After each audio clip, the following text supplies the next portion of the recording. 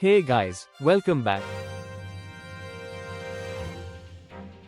आज हम बात करने जा रहे हैं एक ऐसे नए रूल की जो यूएस में रहने वाले लाखों इमिग्रेंट्स को डायरेक्टली इंपैक्ट करने वाला है। चाहे आपके पास वैलिड वीजा हो या आप अनडॉक्यूमेंटेड हो, अगर आप यूएस सिटीजन नहीं हो तो ये जानकारी आपके लिए बहुत जरूरी है। यूएस गवर्नमेंट अब एक नया एग्जीक्यूटिव ऑर्डर एनफोर्स करने जा रही है, जिसके तहत हर नॉन सिटीजन को खुद को फेडरल गवर्नमेंट के पास रजिस्टर कराना होगा और हर वक्त गवर्नमेंट इशूड आईडी अपने पास कैरी करना कंपलसरी होगा। ये रूल कोई प्रपोज्ड आइडिया नहीं है, ये ऑलरेडी साइंड और अप्रूव्ड हो चुका है और एक फेडरल जज ने इसे ग्रीन सिग्नल दे दिया है। अब फ्राइडे से इसे ऑफिशियली लागू किया जा रहा है। इसका मतलब यह है कि अगर आप इस रूल को फॉलो नहीं करते हैं तो लीगल ट्रबल का सामना करना पड़ सकता है, जिसमें डिटेंशन और इवन डिपोर्टेशन जैसी स्ट्रिक्ट एक्शंस भी इंक्लूड है। शायद ये सुनने में एक छोटा चेंज लगे, लेकिन इसका इम्पैक्ट बहुत डीप होने वाला है। लाखों इमिग्रेंट्स जो यूएस में रह रहे हैं, चाहे वो लीगल स्टेटस में हो या नहीं, अब उन्हें अपनी डेली लाइफ में कुछ बड़े बदलाव करने होंगे। गवर्नमेंट की तरफ से जो इंस्ट्रक्शंस आए हैं, उनके मुताबिक हर नॉन सिटीजन को अपने साथ एक रजिस्ट्रेशन प्रूफ रखना होगा, जो कि डिपार्टमेंट ऑफ होमलैंड सिक्योरिटी यानी DHS द्वारा इशू किया जाएगा। अगर आपने पहले से अपने वीजा एप्लीकेशन के दौरान फिंगरप्रिंट और रजिस्ट्रेशन नहीं कराया था, तो अब यह करना मैंडेटरी हो जाएगा। इसके बाद DHS आपको एक रजिस्ट्रेशन प्रूफ देगा, जिसे आपको हर वक्त अपने पास कैरी करना होगा, चाहे आप ग्रोसरी लेने जा रहे हो या ऑफिस। ये डॉक्यूमेंट हर समय आपके पास होना चाहिए। अगर ये डॉक्यूमेंट आपके पास नहीं है और आप किसी रैंडम चेक में पकड़े गए, तो ऑफिसर्स आपको रोक सकते हैं, पूछताछ कर सकते हैं और वर्स्ट केस में आपको डिटेन किया जा सकता है। अब सवाल यह है कि ये रूल किन किन लोगों पर लागू होगा। सबसे पहले तो ये उन सभी नॉन सिटीजन्स पर लागू होता है जो यूएस में 30 दिनों से ज्यादा रह चुके हैं, जिनकी एज 14 साल या उससे अधिक है और जिनके पास प्रॉपर लीगल स्टेटस नहीं है। इसका मतलब यह है कि अगर आपका वीजा एक्सपायर हो चुका है, आप अनडॉक्यूमेंटेड हो या फिर आपके पेपर्स अभी अंडर प्रोसेस है, तो भी ये रूल आप पर अप्लाई करेगा। इसके अलावा जो कनेडियन सिटीजन्स हैं और अगर वो यूएस में 30 दिन से ज्यादा रुकते हैं, तो उन पर भी ये रूल लागू होगा। पहले रजिस्ट्रेशन का रूल पेपर पर तो था, लेकिन 1940s के बाद से इसे एनफोर्स नहीं किया गया था। लेकिन अब ट्रंप एडमिनिस्ट्रेशन इस पुराने लॉ को फिर से एक्टिव और एनफोर्सेबल बना रही है। उनका कहना है कि वो कोई नया लॉ नहीं ला रहे, बल्कि एग्जिस्टिंग लॉ को एनफोर्स कर रहे हैं,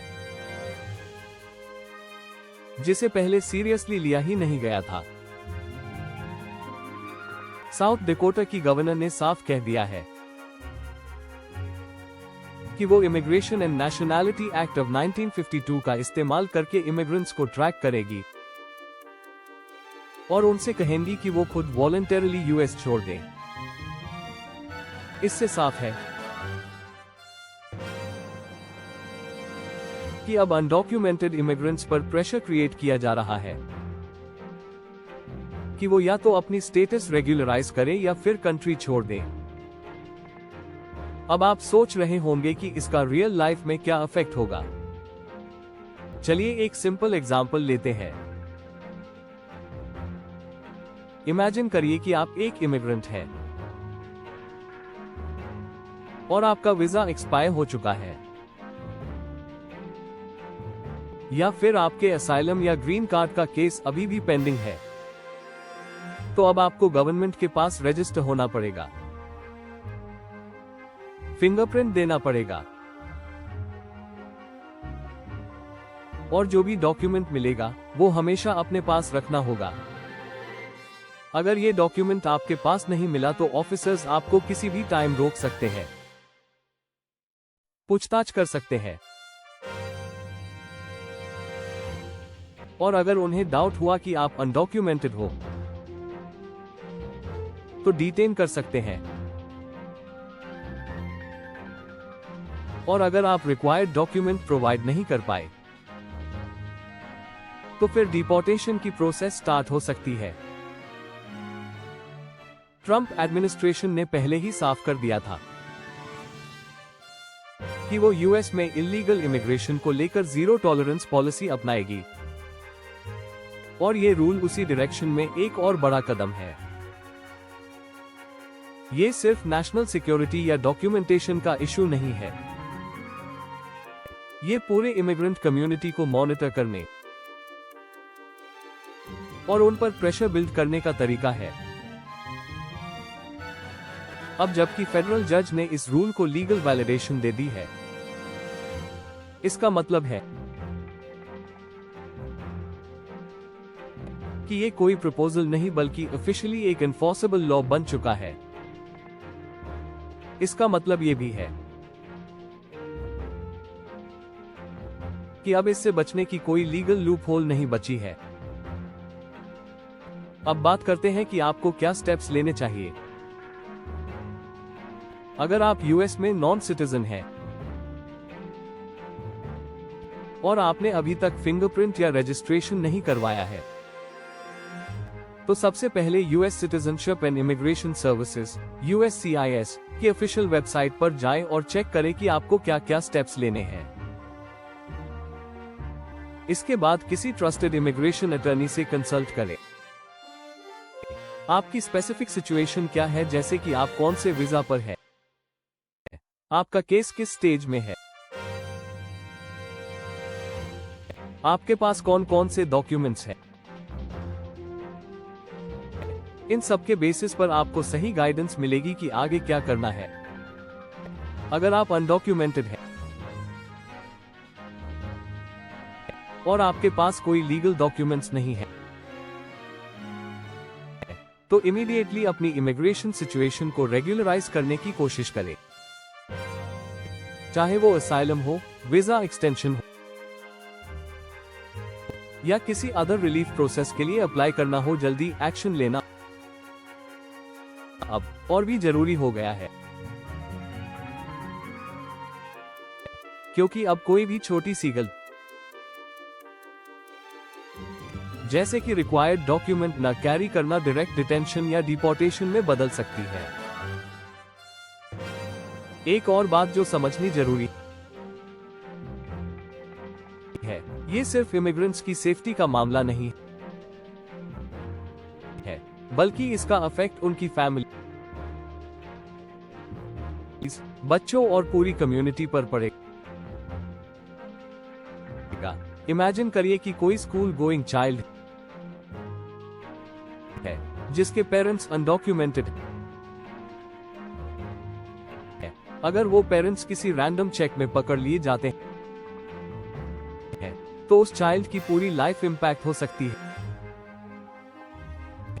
इसलिए ये रूल सिर्फ एक टेक्निकल प्रोसेस नहीं है, ये एक ह्यूमन राइट्स और सोशल इंपैक्ट से जुड़ा मसला भी है। अब जब से ये नया रूल आया है, कई इमिग्रेशन एडवोकेसी ग्रुप्स इसका अपोज कर रहे हैं। उनका कहना है कि इससे फियर और अनसर्टेनिटी फैल रहा है और ये रूल डिस्क्रिमिनेशन को बढ़ावा देता है। लेकिन फिलहाल लीगली ये रूल लागू हो चुका है और फ्राइडे से इसकी एनफोर्समेंट भी शुरू हो जाएगी। इसलिए अगर आप यूएस में रह रहे हैं, चाहे टेम्पररी या परमानेंटली, आपको अपने इमिग्रेशन डॉक्यूमेंट्स की पूरी चेकलिस्ट मेंटेन करनी होगी। Passport, visa, registration proof, government issued ID, ये सारे डॉक्यूमेंट्स अब आपकी डेली लाइफ का पार्ट बनने वाले हैं। जैसे मोबाइल फोन हर वक्त साथ रहता है, वैसे ही अब ये डॉक्यूमेंट्स भी साथ रखना होगा। अब कुछ लोगों के मन में ये सवाल भी होगा कि अगर वो ऑलरेडी ग्रीन कार्ड होल्डर है तो क्या ये रूल उन पर अप्लाई होता है? तो उसका आंसर ये है कि अगर आप ग्रीन कार्ड होल्डर हैं, यानी कि आप लीगल परमानेंट रेजिडेंट हैं,